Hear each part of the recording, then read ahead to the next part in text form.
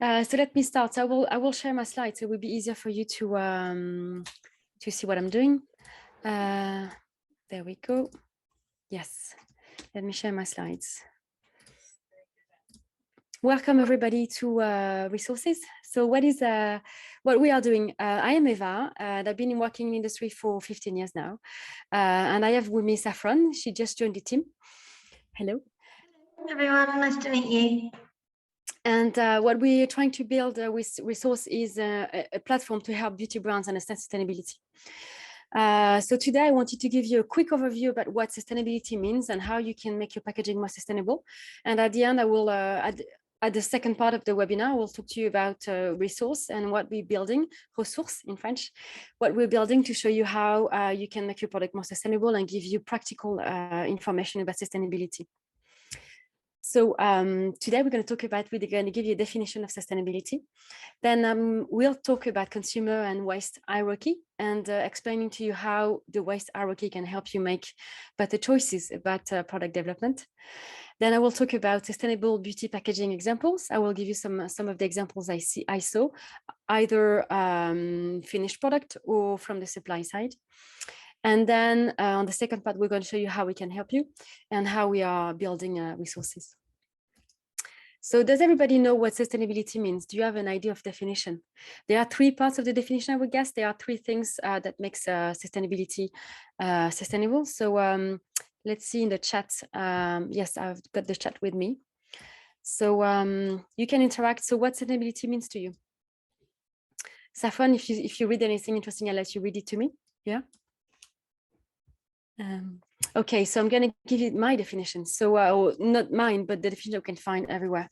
So the common definition of sustainability is the avoidance of the depletion of natural resources in order to maintain an ecological balance. It means that we try to not ruin everything and keep, biodiversity and everything at a good level so that everything stays, remain, and grow accordingly. Sustainable beauty considers the design of any item with its impact on human, workers, customers, suppliers, or communities. Oh, just a sec. And then the impact must be measured in a 360-degree approach, in a circular approach, I would say, from the extraction to manufacturing to the usage and to the destruction or the restoration. So that's what you need to consider when you think about sustainability. You need to think about a way to think globally, to have a 360 view about sustainability. In a sense, there's a way to do that, taking into consideration the waste hierarchy. Because if you take the waste hierarchy, the idea in the waste management hierarchy is to indicate an order of preference for action to reduce and manage waste and create more sustainable product.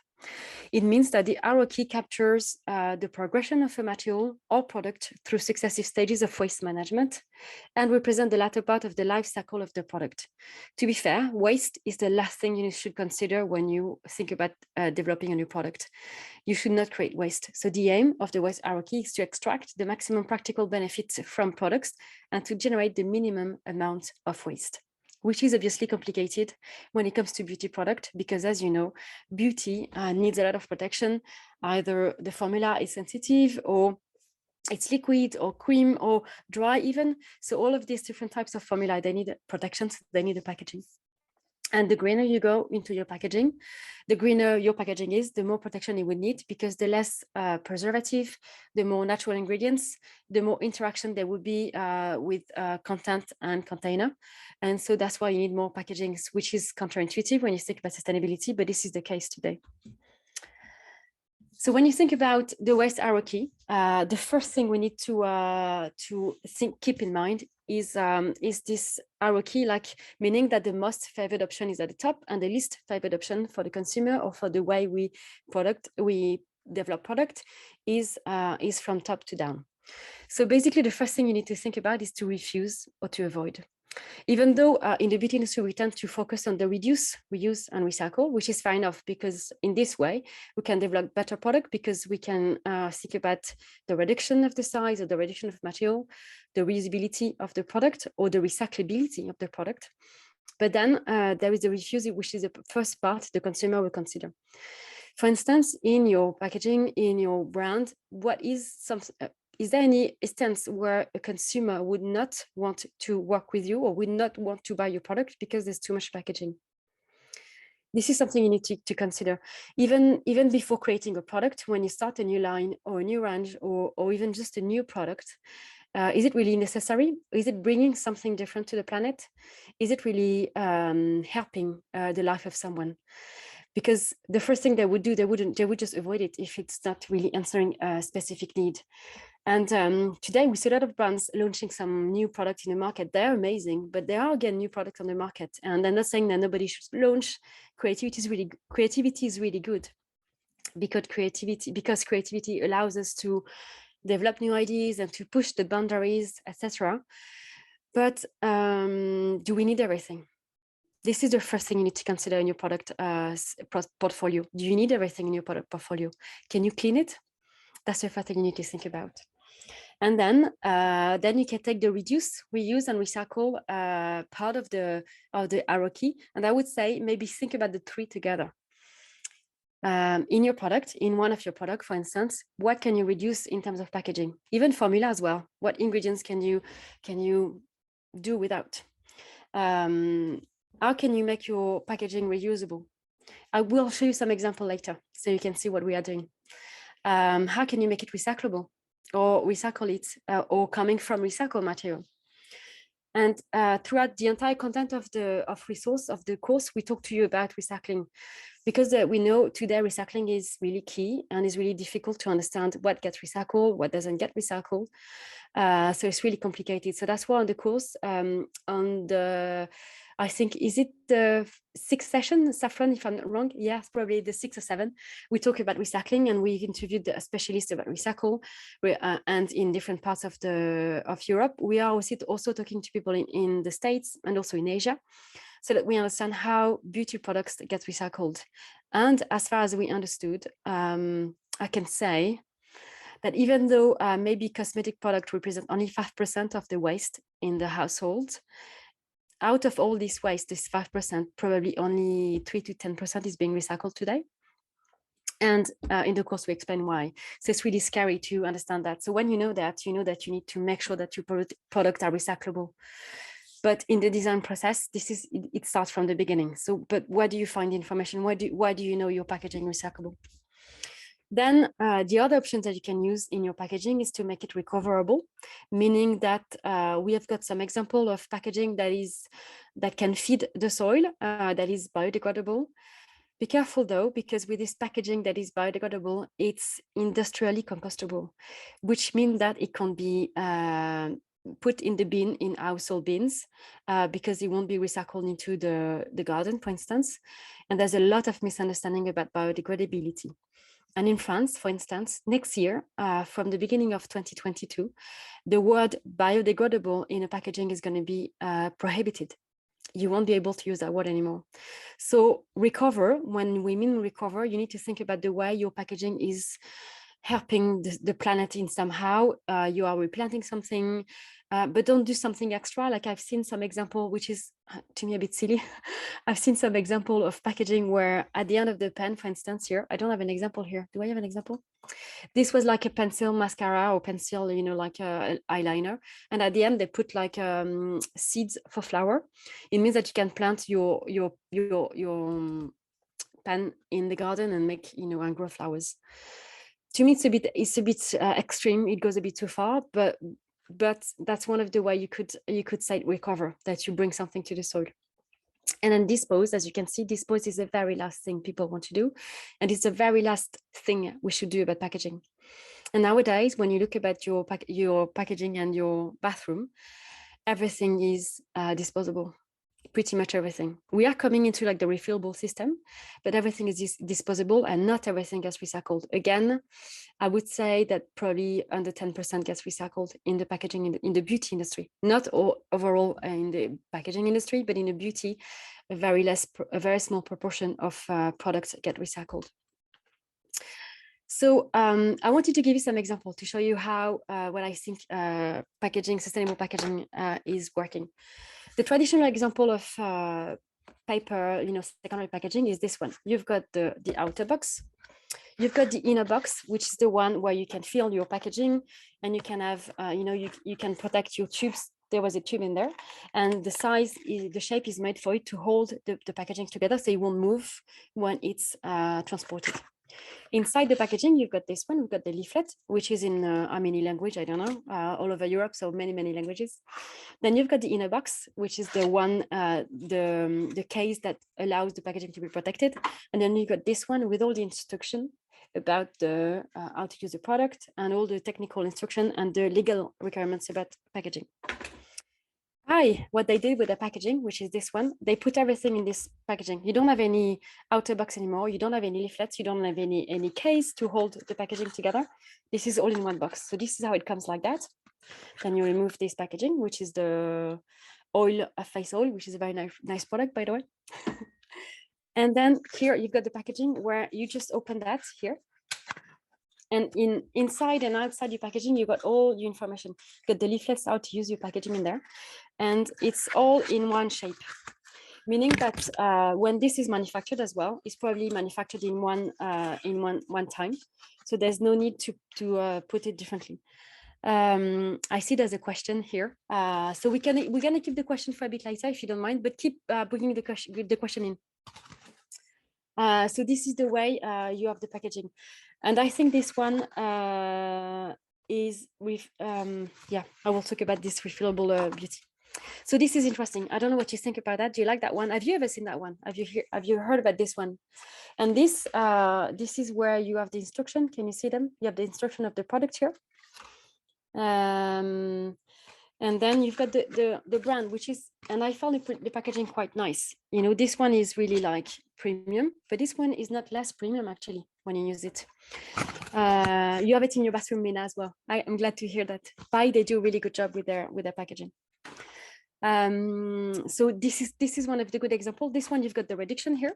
You've got you don't have the reduce because this one is not reusable, but this is recyclable. So you've got two parts of the three R's, which is interesting. Then another example here. This one is a reusable case for makeup. Sorry, this is Hourglass. They launched it in July this year. And we have the lipstick with us. I have the lipstick with me, which I'm very lucky about. And this is the lipstick. This is how it looks like. I don't know if you can see properly. Sorry, it's very nice. And you see it's very tiny, it's very small. I like it small. I like it to be small because actually I never finish my lipstick. So I don't know about you, if there's any ladies in the audience, but I never quite finish my lipsticks. And so I'm glad this comes like that. And now this is the recyclable part of the product.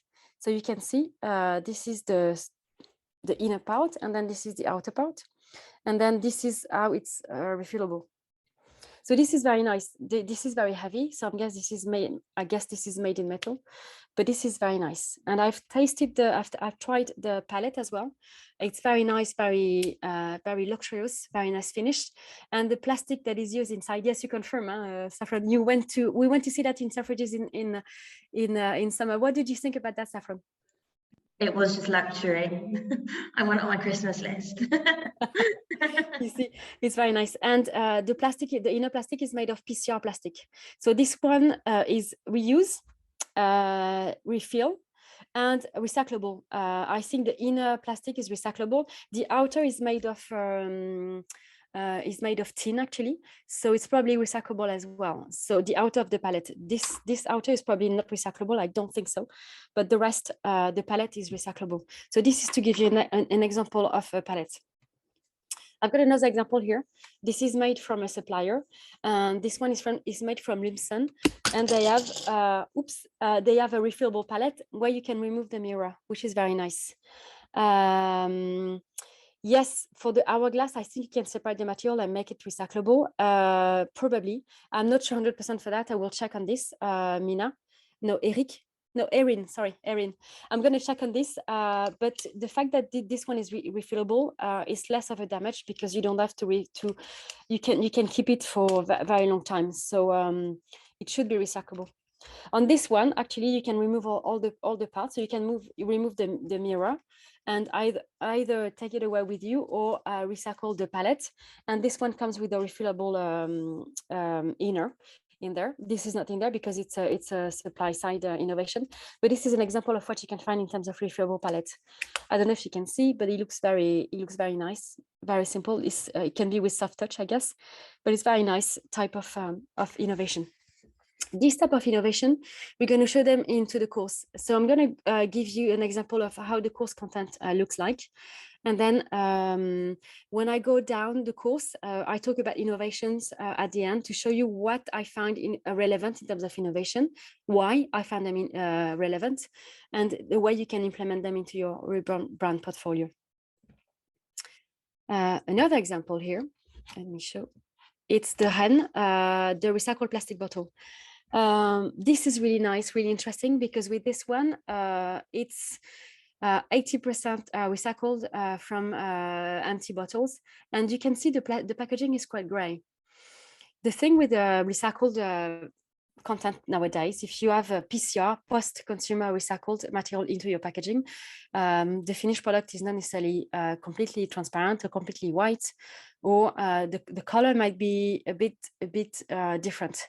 But with this one, I like the fact that hen were not apologetic about the look of the packaging.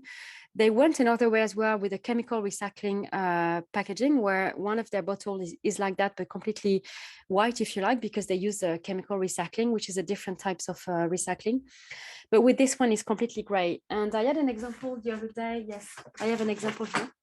With this brand, it's called Centered, and they do the same. They have a completely, this is 100% PCR plastic. This is probably PET, and you can see the cap is gray and the bottle is gray as well, the same color. And so they put it completely, this is their brand strategy now. And again, they didn't even think twice. This is not transparent, this is a bit gray, but this is very nice. I don't know what you think about it. Do you think it's nice? Does it work? Comment on the chat, give me your comments. I think it works for me. So what do you think it works? I'm going to wait for you to answer. Yes, and yes, yes, Yumi. Where are you based, Yumi? Yes, it works, huh? It's nice, huh? What do you think? It looks like metal. Yes, it does. I don't know. It's plastic. It's very nice.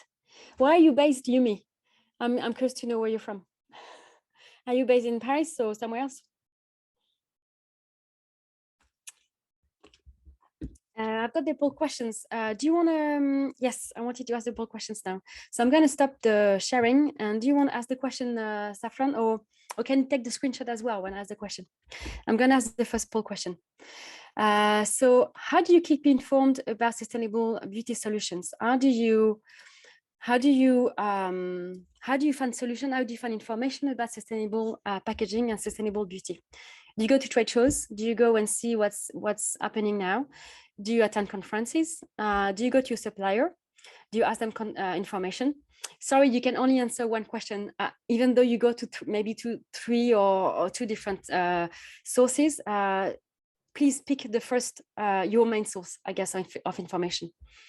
And other, if you are going to other information. 44% of you are connected to the news and media to get information, which is a good way to get informed, because then you can get a more neutral and fact-check information, I guess, than if you go to your suppliers, because your suppliers are doing a good job, but they're often specialized in one material. So if you want to have more information, you need to go to like all of your suppliers to make sure that you have the right information. Which is a lot of work, and which is what we did with Resource. We got to talk to them because I have got 15 years experience in the beauty industry. I was able to contact all the suppliers I know and get the information from them, but also from experts of the industry. So I get like a lot of information about materials and sustainable beauty, and I was able to cut through the noise and cut through the bias and give you like informed content. What is your main issue about packaging and understanding sustainability? Again, there are four questions. You can only answer to one. And this is my understanding of what I think is the issue. Is it the confusion in the sea of solutions? Are you scared of practicing greenwashing? You're not sure about current reliability of solutions? Pricing expensive? What is your main issue when it comes to sustainability and sustainable packaging? Yes, so you can see that you are not sure about current reliability, of solutions. It's very hard word to say for a French person. So because there's a lot of solution, and as I said, a lot of suppliers are doing a great job. I'm not saying they do a bad job, but they often have their own side, and because they sell either glass or plastic or other types of material, and they do a really great job, but they can only see from their side. So which is understanding whether this is reliable information. And the last question, put it to work, because I've been working here, but now it's you. Do you know with certainty what claims you can make about sustainable packaging? Do you know what you can say and not say about packaging? I mentioned about the biodegradable. Did you know that? Are you how can you find answers about sustainability? So you can see that, yeah, most of you say it depends on the product, but you don't necessarily know the answers, like you don't necessarily know which claim you can make about your packaging, which is fine enough because it's changing all the time. And now with the regulations, people are starting to put a lot of labels, a lot of new obligation in place regarding sustainable packaging. There is an example about biodegradable packaging in France, that you can't call a packaging biodegradable anymore in France from the beginning of next year. In France also, they are removing the ability to give samples to the consumers unless the consumer actively requests a sample. So this is going to be damaging for the sampling and the beauty industry in general. And so there's also other issues regarding sustainability and what you can say, what you can do. So this is really tricky. That's why in the course, at the end of the course, we have a content about regulations. We have contact with lawyers that know about product cosmetics, and they can help us understand and decipher the regulations, because they may say some things like by 2025, everybody says that packaging needs to be recyclable. This is true, and no, this is yes and no. This is not so clear. This is not so black and white. And in the course, we answer this question. Actually, we tell you what it means, what actually it will entail for your packaging. And because we keep the course up to date, you will have the latest information about your packaging. And obviously, if you need more information, we are here to answer. So I'm going to answer. There were two questions. There were a few questions. Saffron, do you remember? Can you help me with the questions? Yeah, so one person, Marta, asked, is there any conflict between refillable cosmetics and the EU legislation? I'm thinking in regards to stability, microbiological quality, etc. Yes, there is a restriction. There are a few restrictions. One of them, for instance, is you have to indicate the batch number and the date of production. And you have to make sure that your product is delivered with airtight, that there's no contamination from the air when you fill in your bottle. But today there are solutions on the market that allows you to do that. There have been two companies that I know of that have worked on the leave-on product, because when it's a rinse-off, it's less difficult because it's just full of soap or other ingredients, which mean that this is safe for the rinse-off, meaning the shower gel, shampoo, and all of that. And actually, Beauty Kitchen has launched something like that in the UK. It's probably going to be coming to the rest of Europe, but L'Occitane are doing this. Also, Body Shop are doing this kind of thing for rinse-off products, meaning shower gel, shampoo, etc. But for the skincare, for the leave-on product, there's two brands that are doing this. And we have actually interviewed one of them in the course, and he's explaining us all about his technology and how he's managed to protect the formula and to make sure that this is safe for your product and for the packaging and for the formula. So yes, it's there's a way to bypass the regulation or to be compliant with the regulation. Is there another question, Saffron? Yeah, I think you might have already answered. I'm not sure. Erin said, can you separate the materials in order to recycle? I think she was referring to the bathroom products you were showing before. Yes, I was referring. I think it was referring to the palette from Hourglass. I'm not sure on that question. I'm going to ask, but as I said, it's reusable, so you can use it multiple times. But I'm thinking because it's a tin and it's a plastic inside the tin, I think you can remove it. Well, I will buy it and I will show it to you. So someone mentioned about this bottle, right? they ask how many times this bottle could be recycled. It depends. It depends on which material it is made. This bottle can be recycled for, I think, for PET is 5 times, because you have to know that in any recycled material, you lose in technical aspect and physical aspect, meaning that you can't mold it as easily if it's fully recyclable. That's why at some point you always have to add some recycled content, virgin content, sorry. And so again, we touch on that in the course. We explain to you what you can do with recycled packaging and how many times you can recycle that. For paper, it's the same idea. For paper, you can't recycle infinitely because after a while you lose in quality and in results for your packaging. So it's not that simple. Okay, I'm going to share again my slides. I'm going to show to you. Thank you for your comments. It's very helpful because I'm alone behind my screen, so it's very nice to read your comments. So keep bringing them in. And so as we have identified, there are some issues at stake when it comes to sustainability. You're not sure where to start, which action to start with, what will be relevant. As you mentioned in the question, you don't know whether the solution you find are relevant. There's probably too much information, contradictions, no simple answer to sustainability, and you can't afford a wrong answer because you are developing product that will be on the market in 18 months time, for instance, or a 12 months time. And by this time, things will have shifted. And as we saw during the COVID crisis, things shifted really quickly. So we need to put solutions in the market that are relevant at the time they're on the market. But what are the best solutions for your brand? You don't know. What are the best solutions for your consumer or the planet? We talked about waste. We need to reduce the waste. We need to keep innovating, and we need to have the choice because we have no time and no money to waste. And we need cost-effective and actionable solutions because there's a lot of talk about CSR, corporate social responsibility in general, is very political. But in the end, what solutions are you putting in place to make sure it works? You may have tried expert reports. You may have been working with consultants, with experts that gave you reports, but it's costly, timely, it's one-sided, and you need an expert per topic. I don't think there's any expert that covers all topics, which is fair enough because as we said about the supplier, people are experts in glass, in plastic, in aluminum. They do a great job, but they focus on their material, and they should do, because then when they do that, they are really expert and really good at that. So we don't want them to change, but it means you have one part of the answer. Trade shows, you can go, it's trade and it's sales oriented information. So is it really reliable? Conferences, it's maybe narrow, limited content, or to one topic or one issue at a time, and only one aspect. As far and on the supply side, only one-sided and biased information. And again, good information, but one-sided. So that's what you need to be aware of. You may also have already tried get a degree about sustainability. There's one with Cambridge that does a really good job, but it's very business focused. It's very oriented to business. You may be in a think tank. There's a lot of groups happening right now and coming together to talk about sustainability, but is it very actionable? That's my question. That's not a judgment. I don't know.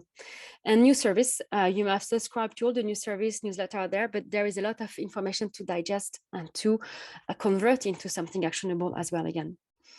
So what if you could find all the answers you need in one place?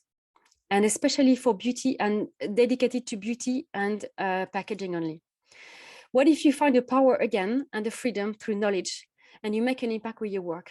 What if you would connect to a platform with experts, content, get trained in sustainability in the beauty industry, specific to the beauty industry, specific to marketing professionals, and learn the fundamentals with just 2 courses, one in packaging and one in formulation? Because we are conscious of the current situation where the beauty industry is no longer an option, where the sustainability, in the beauty industry is no longer an option, and access to neutral fact-checked information and implementable solution are unreliable. Sorry, I keep bumping into that word. Excuse my English. We decided to build a service to offer innovative content in an interactive fashion. With Resource, we are marketing, product development, R&D, and innovation director take control back into their product development needs in just 2 online courses on sustainability, packaging, and formulation, plus some add-ons. We have handpicked seasoned experts to find relevant sustainable content and solutions to gain insightful and implementable knowledge suitable to your brand and to your market. It works with two cores, sustainable packaging and formulation. We are now focusing on the packaging, and we are working in the background with the formulation and the other additional modules, which will be shorter, about claims, about labels and certification, and about retail. And so at the end of the course, you'll be able to understand and to set your sustainable strategy, know where to start and build the future of your brand. You will know how to make informed decisions that will impact your product lifecycle. You will know what are the best solution for your brand, for your consumer, and for the planet. You will know how to design and understand how to design choice, and the design choice will impact product manufacturing, because not everything is possible today. Everything is, you can dream of doing a really great brand sustainable, but not everything is available today. And we talk about that. We talk about the innovation level and where we are right now, where we will be in 3 or 5 years time. We're not everywhere yet. We're not there yet, but we are getting there, and we can tell you where we are at. And then you can understand the waste and understand how your design, again, will impact your finished product. And the cost also. We're going to tell you about, we can give you some information about the cost, or give you cost-effective and actionable solutions. So in this packaging, in the course dedicated to packaging, we want to help you develop a strategy for your packaging that supports your brand. How does it, the content of the course is built of like introduction first, or we talk about the history. Saffron, you remember we worked on this. What do we talk about in the story? What was the thing that you discovered that you were the most amazed about? Probably the eyeliner. Oh yes, the eyeliner in a case. Yeah, and little deers, and then it was come from, they like crush it up and stuff like that, and they put it on with their fingers. I thought that was quite interesting. And also the old-fashioned puffers of the perfumes in France and Paris, I think from the 1920s, I think it was. So to give you an example, for instance, mascara before was made in a tin, and then you would have a brush. It was even until the 20s, 40s like that. You were in a brush and you would just apply mascara like that with a brush. And we are coming back to that solution, actually. We've seen some brands doing this in the market right now. There are a few of them. It's different in terms of like safety for the formula and for the brush. So it's a bit complicated to put in place, but it's interesting to see that. So we will talk about that, history of packaging and what sustainable packaging means. Then we'll talk about consumer trends. We'll explain to you how consumer understands sustainability.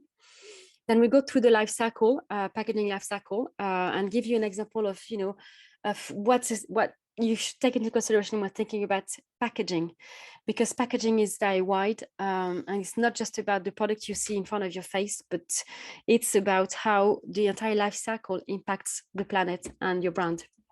We're going to talk about the materials, the difference between glass, plastic, aluminum, all types of packaging. And we're not trying to tell you this is bad, this is good. We give you all the information about the materials, and at the end, you make your own choices. We're not going to tell you plastic is bad, because we don't think plastic is bad, for instance, but we're going to tell you what type of plastic and what you should do with your packaging. Then we are talking about the innovations review, and we give you an example of what we saw in terms of innovation. And because we have a lot of contact with the packaging suppliers and different companies in the world, we usually get the latest information about the innovations. And I've got a few examples here, which I can show you at the end if you want to see more about the innovations. Should I show you one now, actually?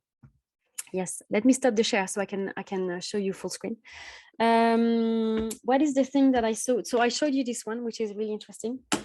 This one, I want to show you this one. This is from Rocktool. The things like this one, you have to touch it to feel it. But anyway, I don't know if you know Rocktool, but they've developed technology that now, this is only made of one type of plastic. They developed a technology that now they mold if you like, the texture inside the mold of the plastic. So now, before you would have a mold and you could do touch feel, in the mold, but now with this one you can do a lot of different type of touch for your packaging, meaning that with this packaging you don't need any external decoration. They can do varnish style, they can do soft touch feel, they can do different types of feel, And this is really interesting. You can't touch here, but this is very soft. This is like velvet. This is really interesting. And this is not decorated. This is just incremented in the mold. This is coming from Rock Tool. Let me show you. I don't know if you can see, but there's like, I don't know if you can see, but this is really interesting. This is very nice because this is really like velvet, but this is just made in the mold. So this is one example of one of the solutions that we found last week, actually. Not last week, but we found about that a few months ago, and we saw that live at Luxpack last week. And so why this is sustainable? Because you don't need extra decoration, and this is applicable to any types of mold for plastic, which is very interesting. I need to check that it goes with any plastic, but this is interesting anyway. And we explained to you when we do the report about innovation, we explained to you why we think it's innovative and what you can do about packaging.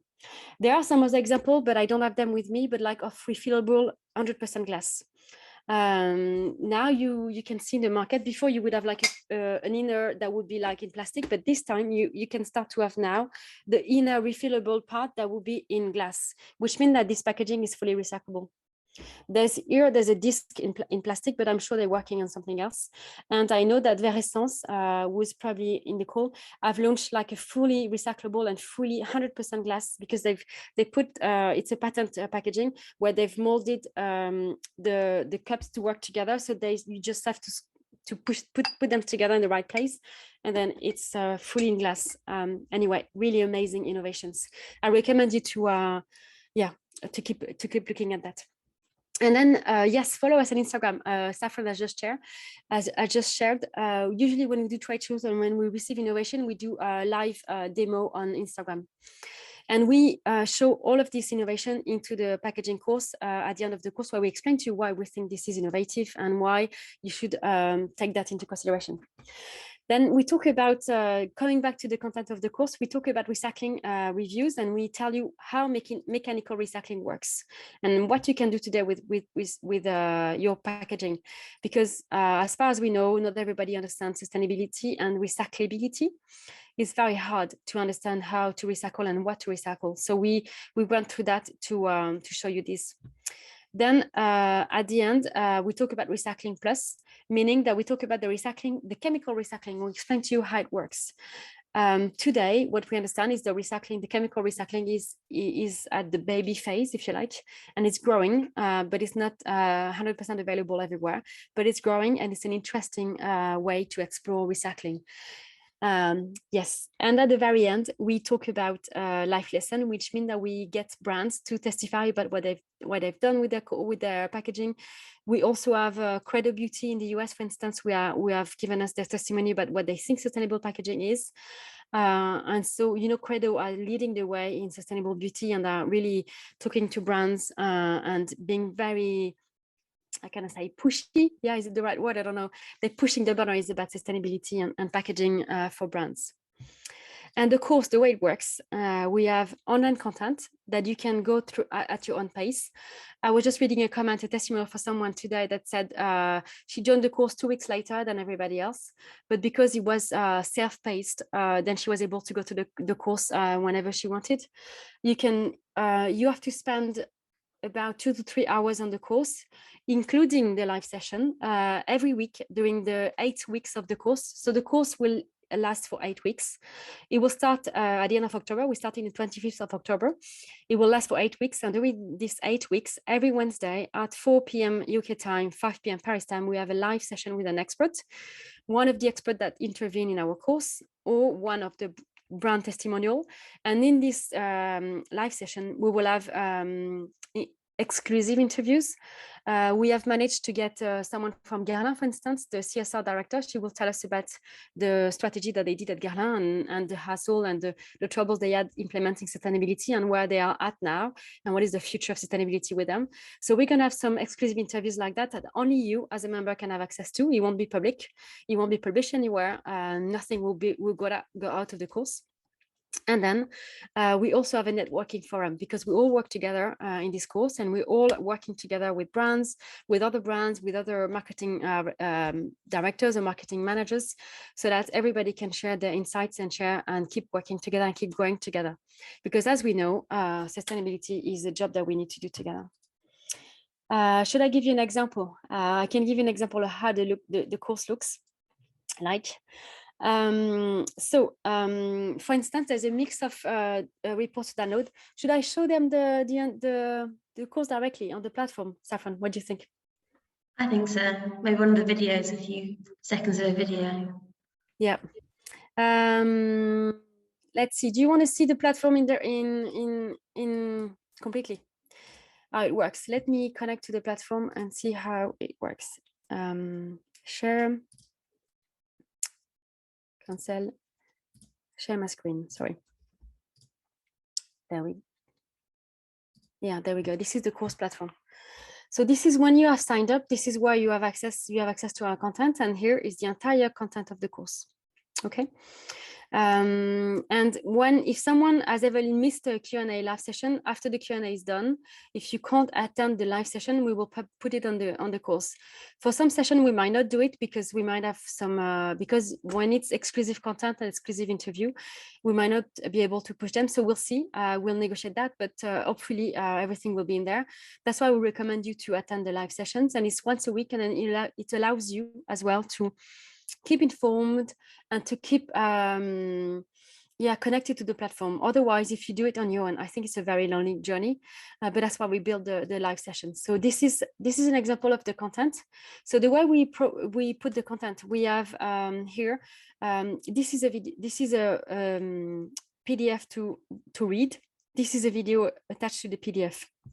So for example, when you connect to a content, you will have to go through the content. Here is the type of content that we have: macro picture, beauty trends, packaging perceptions, etc. And so we go through all the content. And then what you can see now is we have interviewed the expert, so that after you read the report, or while you're reading the report, she can explain to you what she meant, and she will give you more details about the report. And in fact, that's true. And also you have the English subtitles. So even if your English is amazing, then you can read the subtitles as you go through the content. Really must consider those local perspectives and some of the more tricky realities. So this is what we did. And Joanne is based in London, and some of you may not be able to meet her, but then through the platform you will meet her, and you will ask her all the questions you need about the sustainability. And the way we did that, why we did this, because we find that when you just go through a content and it's difficult to understand everything, or you may have questions, you may not be sure about the content that is being displayed. So then it's good to talk to the expert directly, so that you can ask them more questions. And because it's done live session, then it's free to ask any questions, and there's no wrong question or no wrong answers, I would say. So this is one of the example. And then at the end, we also have the live session that are being displayed. Let me show you what it looks like. Sorry. There you go. So because some of them may have missed the live session, here we have the live Q&A and you can see these are the members of the course that were joining. This time we didn't put the subtitles because it's too much work, but we can't because everybody's speaking at different speeds. But this is the live Q&A, the live sessions, for example, where we can ask all the questions and go back to the content if we have missed something during the content. And then to make sure that you've understand everything, or you've gone through to the content as well, we ask you quizzes along the way. And these quizzes allow us to give you the certification at the end, because this is a certified course. This is being certified right now by CPD, which is Continuous Professional Development in the UK.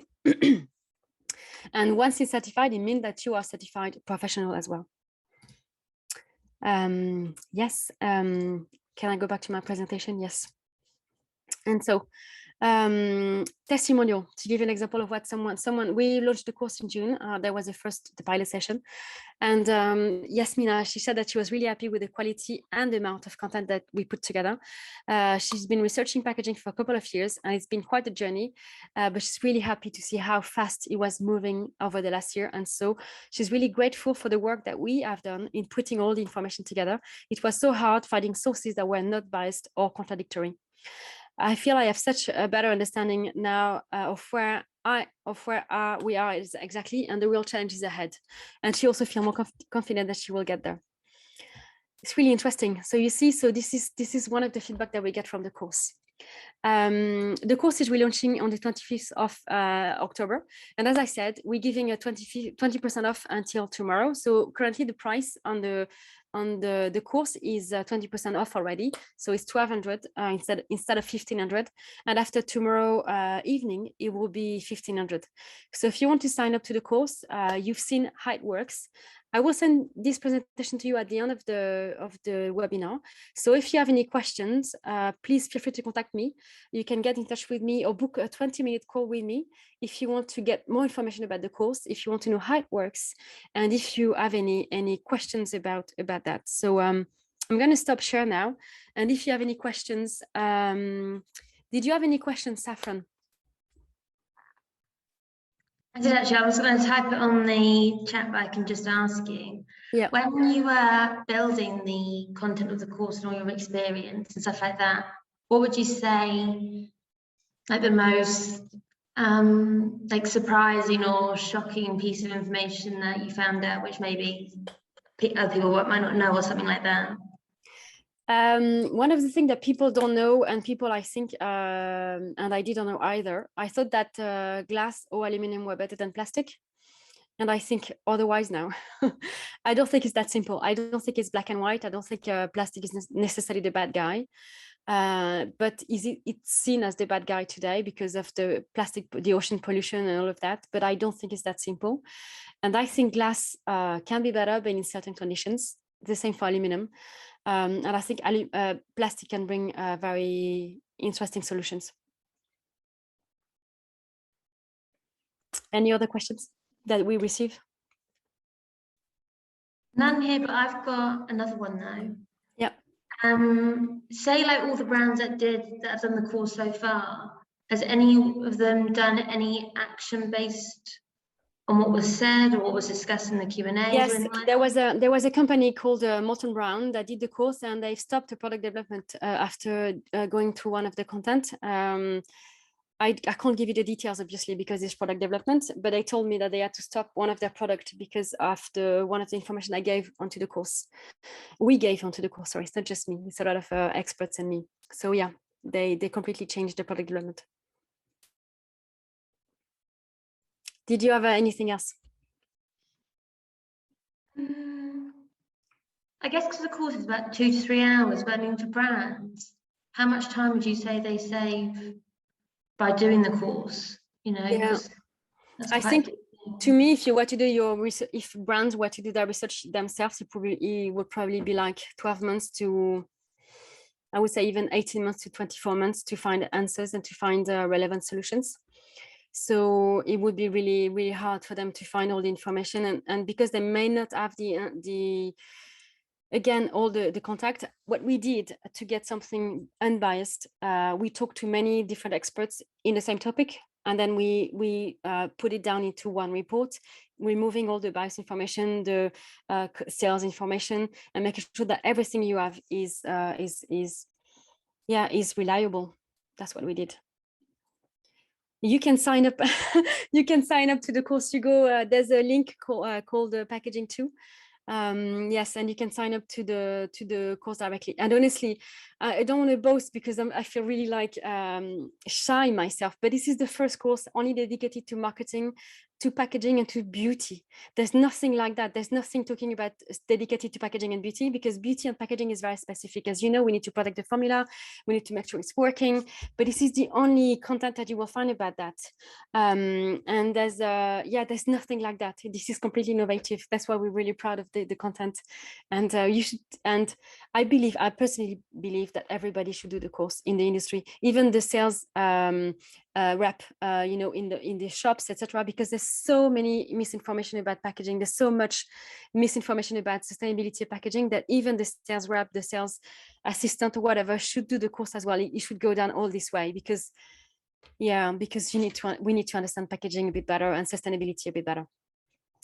Can you give us some information about the real use of bioplastic biodegradable in beauty packaging? I found more of this material and focusing on single-use plastic. Yes, biomaterial is interesting. Biomaterial is interesting. It depends. Again, there's no black and white answer about sustainability. What I can say about biomaterials, you need to make sure that the source is clean, that you're not taking any bio source from the food industry or for the animal industry, like they're being fed with that or something like this. You need to make sure that your sourcing is really clean, is really like safe, helping the planet.